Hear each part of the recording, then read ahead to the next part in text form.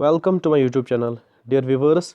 आज की इस वीडियो में हम class 10th political science chapter 7 outcomes of democracy की एक्सरसाइज जो है वो डिस्कस करेंगे। पहला क्वेश्चन जो हमारे पास है वो है, how does democracy produce an accountable responsive and legitimate government.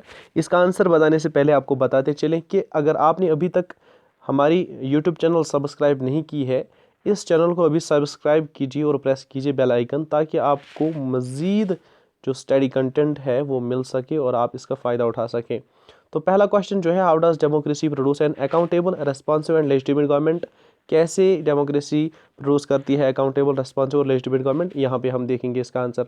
Democracy produces N accountable responsive and legitimate government in the following veg. ऐसे democracy produces a government that is accountable to citizens and is responsive to their needs and expectations। ठीक, it makes sure that people have the right to choose their rulers, and if these representatives do not work according to the people, people have the right to remove them।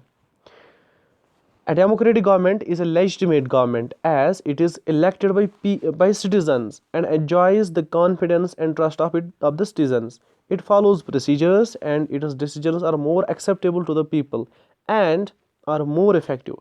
Regular elections are a key feature of the democratic government. Democracy produces a responsive government where people start taking actions when the government becomes insensitive about their aspirations. People can force the government to respond to them through protests, campaigns and rallies। इसके बाद एक और question है, what are the conditions under which democracies accommodate social diversities. कौन सी conditions हैं, यानी किन कंडीशंस को फुलफिल करना है तभी जाके एक डेमोक्रेसी जो है सोशल डाइवर्सिटीज को अकोमोडेट कर सकती है। इसका आंसर है the conditions which democracies under which democracies accommodate social diversities are. ये जो है दो कंडीशंस हैं, टू कंडीशंस है। Number 1, necessity to understand that democracy is not just the role of majority.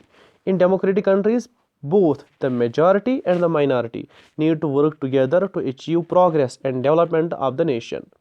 Number 2, it is also necessary that a rule by majority does not become rule by majority community in terms of religion or race or linguistic group, etc.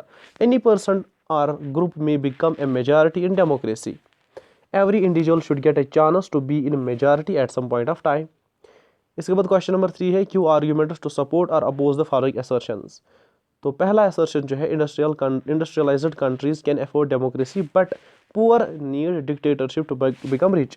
Industrial countries जो है वो afford कर सकती है वहाँ democracy, ठीक है, लेकिन जो गरीब कंट्रीज़ हैं वहाँ डिक्टेटरशिप चाहिए अमीर होने के लिए, तरक्की करने के लिए। तो ये असर्शन सिंपल सी ये रॉन्ग है।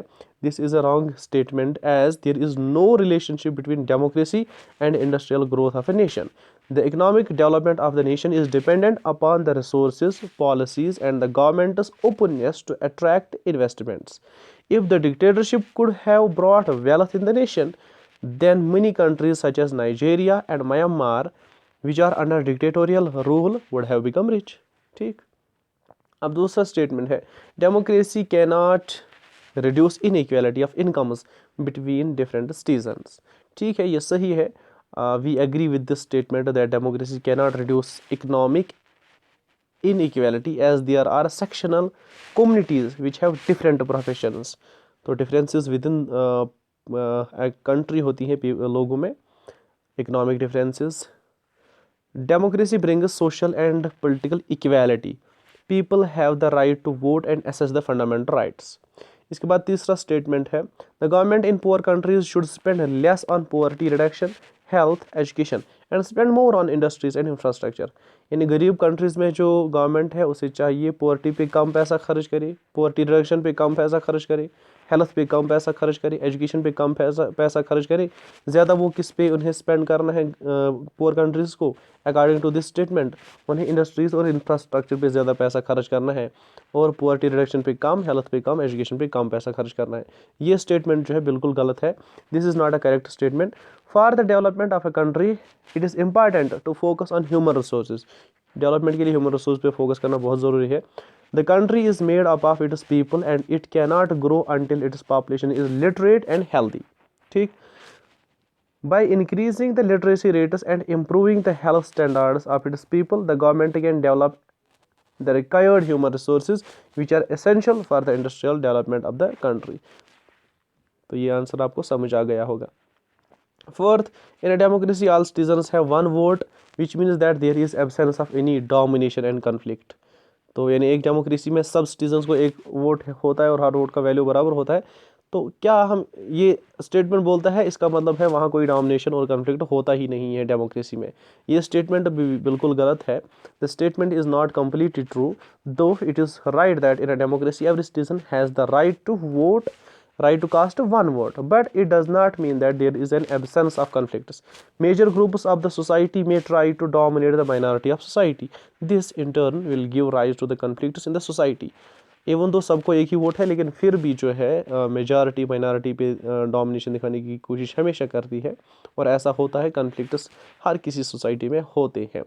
तो इसके बाद identify the challenges to democracy in the following descriptions, also suggest policy और institutional mechanism to deepen democracy in the given situations. तो एक सिचुएशन दी गई है, इसमें चैलेंज कौन सा है डेमोक्रेसी को, और इसका सोल्यूशन क्या है, कैसे डेमोक्रेसी को बेटर किया जा सकता है, आपको यहाँ रिकॉग्नाइज करना है। पहला जो है, पहला स्टेटमेंट या पहली description, following A high court directive, A temple in Odisha that had separate entry doors for Dalits and non Dalits allowed entry for all from the same door. एक ओडिशा में एक टेम्पल था, तो हाई कोर्ट ने एक directive दिया या order निकाला कि जो पहले अलग से दरवाज़ा था दलित्स के लिए और नॉन दलित्स के लिए, यानी ब्राह्मण्स के लिए अलग से दरवाज़ा था टेम्पल में अंदर आने का, और दलित्स के लिए अलग से था। तो कोर्ट ने कहा सबके लिए एक ही दरवाज़ा होना चाहिए। अब इसमें चैलेंज क्या है और सोल्यूशन क्या है, ठीक है। The biggest challenge in this case is to eliminate the inequalities that are based on caste के बेस पे जो इनइक्वालिटीज़ है उसको ख़त्म करना है। Legal action must be taken against such people who indulge in such practices of discrimination. तो ऐसे लोगों के खिलाफ लीगल एक्शन होनी चाहिए। They should be severely punished as our constitution declares any discrimination based on caste as a crime punishable by law। ठीक, तो इसके बाद दूसरा जो है, दूसरा description, A large number of farmers are committing suicide in different states of India। बहुत सारे स्टेट्स ऑफ इंडिया में जो है फार्मर्स सुसाइड कर रहे हैं। तो इसमें चैलेंज क्या है, A large number of farmers are committing suicides in different parts or states of India because of economic inequalities that still exist in our country। तो इकोनॉमिक इनइक्वालिटीज़ को दूर करना सबसे बहुत बड़ा चैलेंज है। तो आप इसको ऐसे भी लिख सकते हो कि combating economic inequalities is a challenge to the democracy in our country। ऐसा भी लिख सकते हो। Farmers sometimes are unable to repay their loans due to uncertain losses in their crops that may have happened because of the weather conditions। In such a situation, farmers who get overburdened by the loan sometimes take severe steps like committing suicide।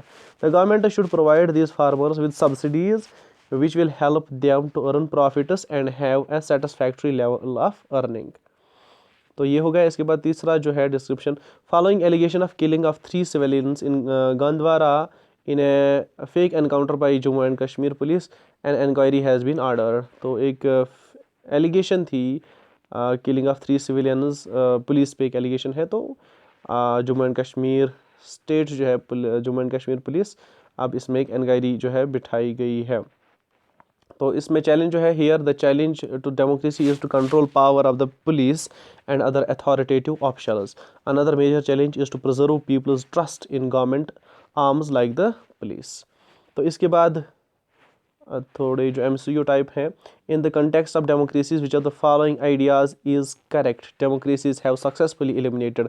तो democracies ने क्या successfully eliminate किया है, A conflicts among people, B economic inequalities among people, C differences of opinion about how marginalized sections are to be treated, या फिर D the idea of political inequality।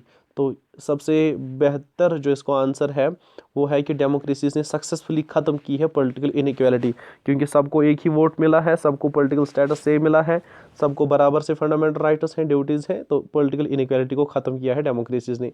इसका answer D है। Question number 6 जो है, in the context of assessing democracy which among the following is odd one out, democracies need to ensure. तो democracies need to ensure कौन सी चीज़ सही है और इसमें कौन सी चीज़ जो है वो आड है, कौन सी चीज़ डेमोक्रेसीज के लिए ज़रूरी नहीं है या democracy does not need to ensure. तो पहला है फ्री एंड फेयर इलेक्शंस, ऐसा डेमोक्रेसी को करना चाहिए, इसलिए ये आंसर नहीं है, ये ठीक है। The dignity of the individual, ये भी डेमोक्रेसीज को इंश्योर करना चाहिए, ये आंसर नहीं है। सी है मेजॉरिटी रूल, तो मेजॉरिटी रूल डेमोक्रेसी को इंश्योर नहीं करना है, इसलिए यही आंसर है, यानी आड वन आउट है मेजॉरिटी रूल। इसके अलावा इक्वल ट्रीटमेंट बिफोर लॉ, हाँ सबको इक्वल ट्रीटमेंट मिलना चाहिए, लेकिन डेमोक्रेसी का मतलब हमेशा मेजॉरिटी रूल नहीं होता है, majority in terms of religion और कास्ट और एनी कम्युनिटी। इसके बाद क्वेश्चन नंबर 7 है studies on political and social inequalities in democracy show that. अब पॉलिटिकल और सोशल इनइक्वालिटीज़ में जो स्टडीज़ की गई है, रिसर्च किया गया है डेमोक्रेसी में, उससे क्या मिलता है, क्या हमें नतीजा जो है वो मिलता है। A democracy and development go together, क्या डेमोक्रेसी और डेवलपमेंट इकट्ठे चलते हैं, means democracy directly proportional to development, ऐसा नहीं है। इनइक्वालिटीज़ एग्जिस्ट इन डेमोक्रेसी, हाँ ऐसा होता है, डेमोक्रेसीज में भी इनइक्वालिटीज़ होती है, ये ठीक है, यही आंसर है इसका। Inequalities do not exist under dictatorship, dictatorship में इनइक्वालिटीज़ नहीं होती हैं, इसलिए ये गलत है। Dictatorship is better than democracy, dictatorship जो है वो डेमोक्रेसी से बेहतर है, नहीं ऐसा बिल्कुल भी नहीं है। तो इसका सही जो है आंसर बी है, इनइक्वालिटीज़ एग्जिस्ट इन डेमोक्रेसीज में भी इनइक्वालिटीज़ एग्जिस्ट होती है। तो thanks for watching this video, हमारी चैनल को सब्सक्राइब कीजिए ताकि जो मज़ीद कंटेंट है आपका किसी भी सब्जेक्ट के रिलेटेड वो आपको मिलता रहे। Thanks for watching this video.